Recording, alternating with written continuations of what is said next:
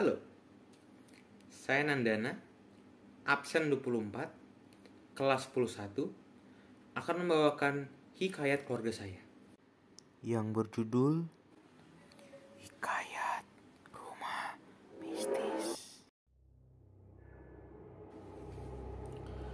40 tahun lalu, kakek nenek saya membeli sebuah tanah di Yogyakarta, sebuah kota yang kental dengan hal-hal mistis. Tidak lama setelah tanah itu dibeli, dibangunlah sebuah rumah yang megah dan luas. Bahkan terlalu luas untuk keluarga kakek saya yang hanya beranggotakan 4 orang, yaitu kakek, nenek, bibi, dan ibu saya. Kebetulan waktu rumah ini selesai dibangun, di sekelilingnya banyak rumah yang tak berpenghuni.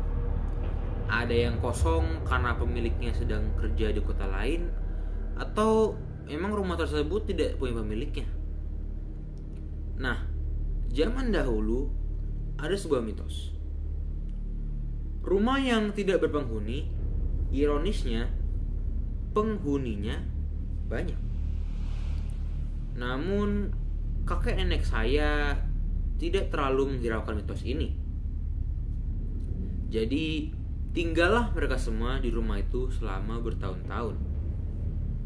Tapi anehnya, banyak kejadian aneh yang terjadi di selama waktu tersebut.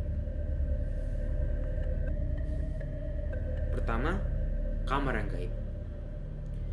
Salah satu kamar di rumah itu memiliki hawa yang aneh. Setiap kali ada yang masuk ke kamar itu, orang tersebut merinding dan merasakan hawa yang dingin. Kejadian-kejadian aneh juga pernah terjadi di kamar itu. Seperti komputer yang tidak pernah bisa menyala di kamar itu, walau sudah dicoba dinyalakan berkali-kali. Setelah dicek oleh ahli komputer dan dipindahkan keluar dari kamar itu, komputer itu bisa nyala dan berfungsi baik-baik saja. Kedua, penampakan. Ibu saya telah mengalami kejadian ini beberapa kali. Satu saat, pada malam hari, ia pernah melihat bibi saya turun tangga dan berjalan-jalan di sekitar rumah. Tidak ada yang aneh, bukan? Nah, tak lama kemudian, terdengar ada yang membunyikan klakson mobil dari luar. Ternyata itu bibi saya yang baru pulang dari kuliah. Jadi sebenarnya ibu saya ini dari awal memang hanya seorang diri di rumah. Tidak ada siapa-siapa lagi. Lantas siapa sosok yang turun tangga tadi?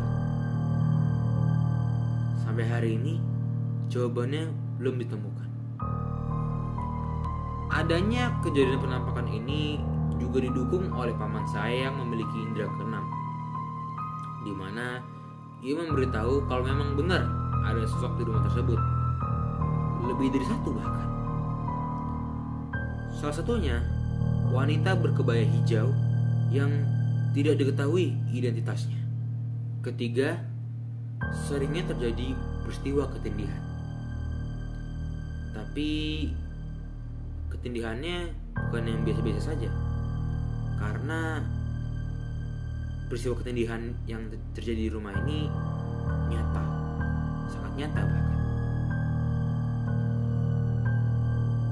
Ibu saya pada satu saat pernah sampai mendengar suara berbisik dalam peristiwa ketindihannya itu. Kebetulan ia sedang mimpi buruk, lalu disusul dengan ketindihan.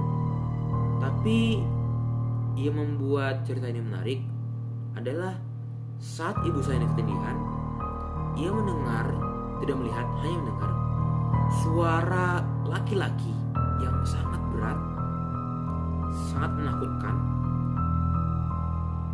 dan sangat keras dalam bahasa yang ibu saya tidak mengerti. Sampai-sampai telinga ibu saya ini sakit saat terbangun. Sakit sekali. Seperti memang ada yang membisikkan, bukan hanya mimpi. tidak masuk akal. Tapi pada akhirnya rumah itu didoakan oleh kakek saya dengan minyak urapan. Dan saat ia mengatakan dalam nama Tuhan Yesus Kristus, tidak pernah lagi ada kejadian mistis di rumah itu. Sekian dari saya. Terima kasih.